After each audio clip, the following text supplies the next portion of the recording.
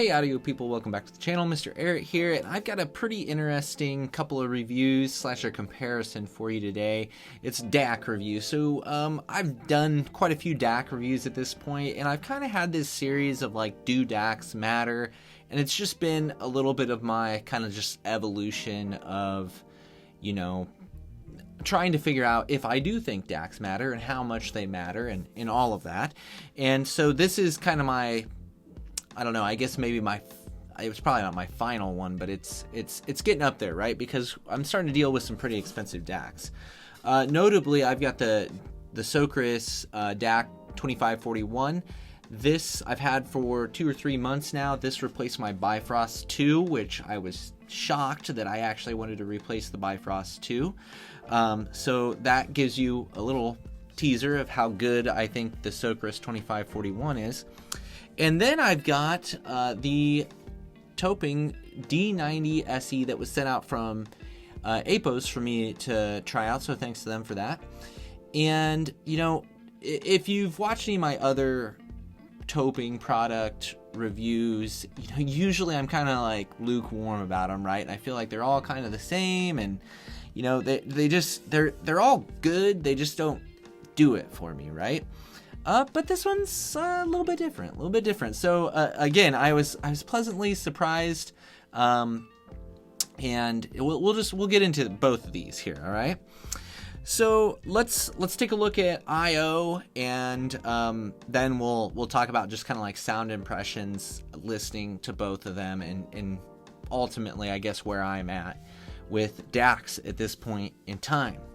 So the Soekris 2541, like I said, I've used it for a long time. It's got lots and lots and lots of different features that you can use.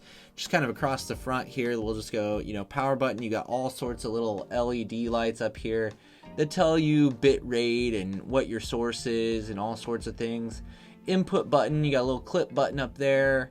Crossfeed, filters, volume knob, output, because you can switch this from line out and to headphones. It's got a built-in 4-pin and 1/4-inch connector for headphones. You know, I'm not really going to comment a whole lot on the built-in headphone amp of this. I understand that might be like a selling feature for some people, but I guess what I would say is it shouldn't be. I found the amp in this to be pretty mediocre at best. I think even just like one of the nicer $100, you know, like an IE Magni or whatever, I think personally sounds better than this. So I would just think of this as a DAC, really, unless, you know, maybe this could get you by for a little bit. But like I said, I would even get like a $100 amp or something for it. I was very unimpressed with the amp portion of this.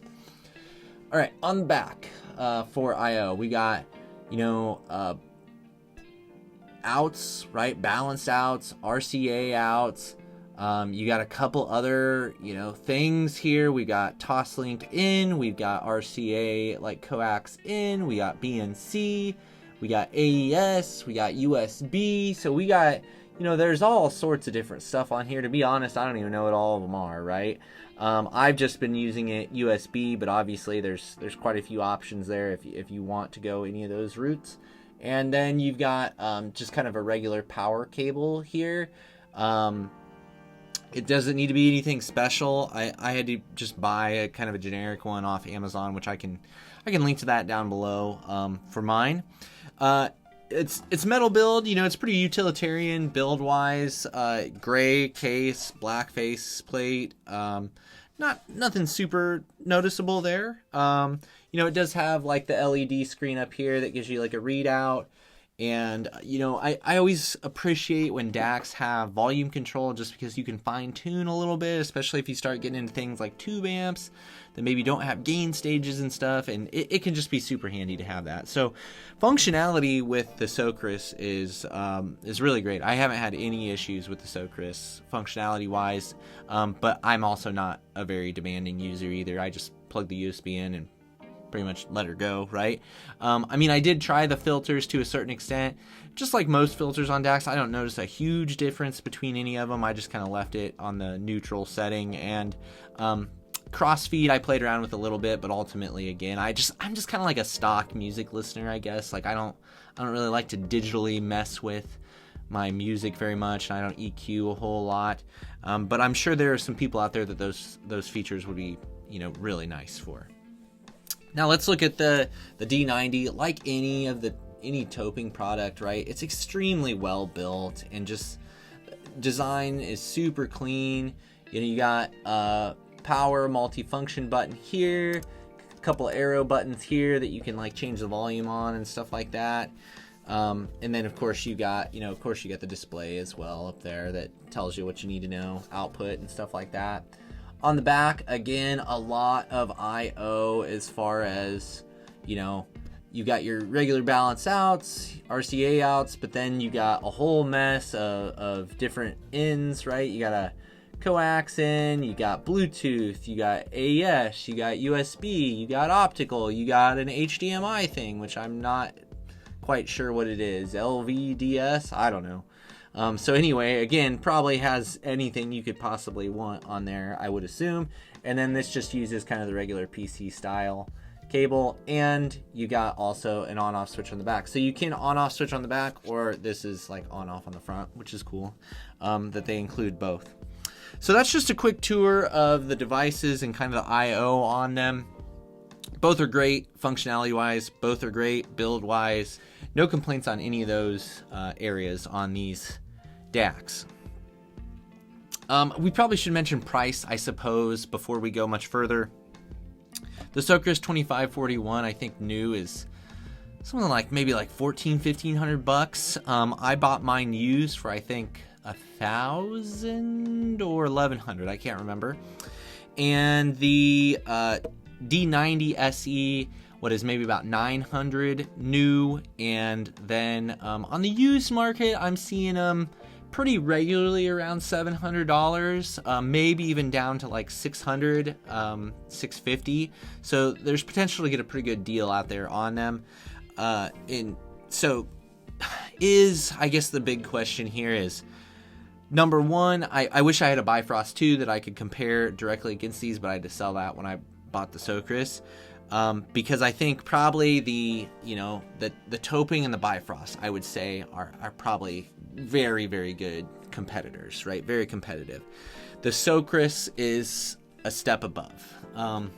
And here's my experience, right? As I've been using the Soekris for a while, I deemed it, when I had the Bifrost going back and forth, I was like, yeah, the Soekris, like, it's better. It's difficult to articulate exactly what makes it better.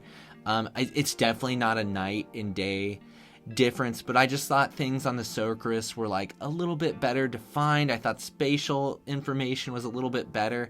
And I've said this before, but when you start getting into like the really high-end audio stuff, it's less about for me, it's less about like the notes themselves, but it's more like in between notes. It's like how the notes come and go, and the overall kind of shape of the notes and their, in their attack and decay, that really adds that final bit of like dynamics and nuance to a piece of music that really just makes it sound super natural.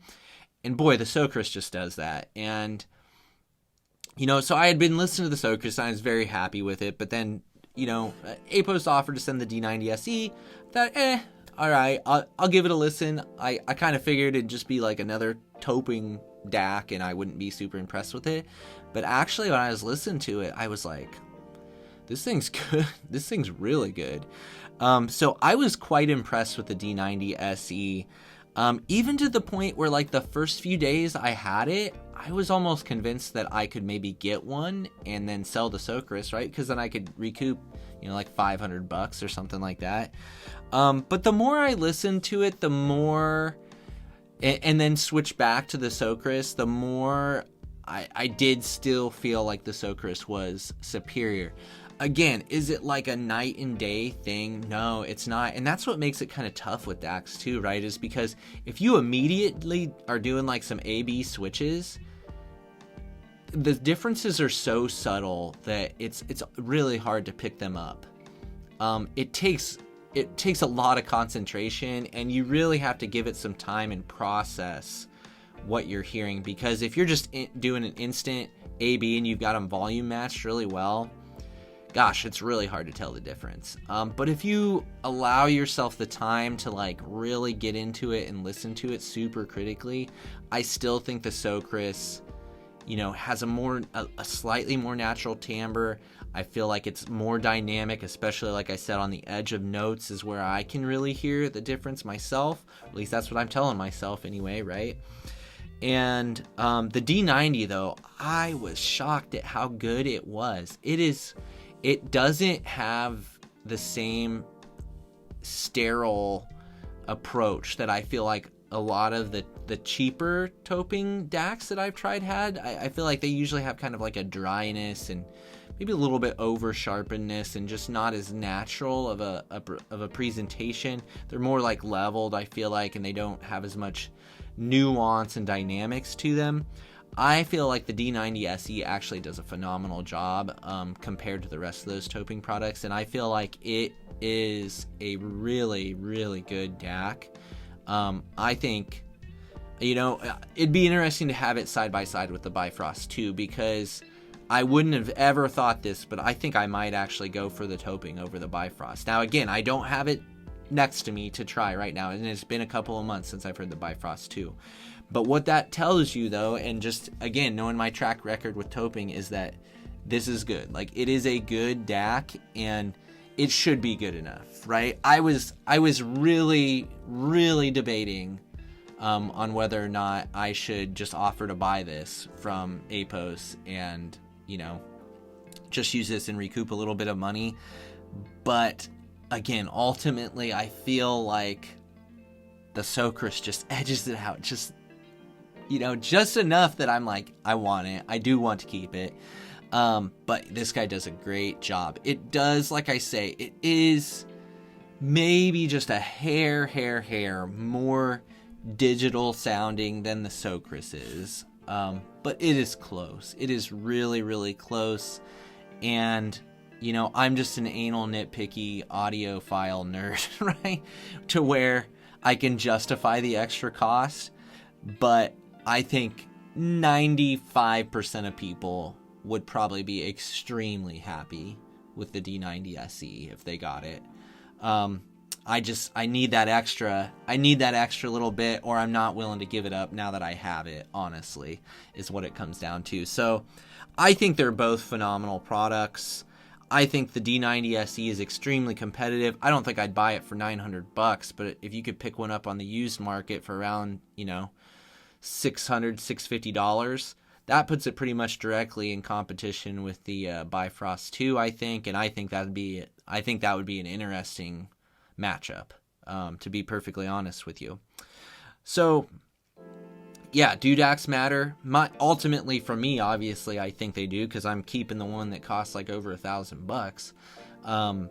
But I mean, I think those $600 DACs, you know, or in that price range, the D90se, the Bifrost 2, gosh, they're great. They're great DACs too. And honestly, I'm using a Modi multi-bit on my upstairs like bedside table setup, and I think that thing's really good too. So that's got to be my next DAC review, is the Modi multi-bit, and I'll come down and I need to put it up against like the Soekris and see what I think. Going A/B in between those, because I haven't done that quite yet. So yeah, and then the only other DAC that I'm really super interested in hearing that I haven't heard yet is the DNFreps Aries 2, which would be, you know, right in the same, you know, $600, $700, $800 ballpark. So hopefully I can get my hands on one of those at some point and see what I think about that one.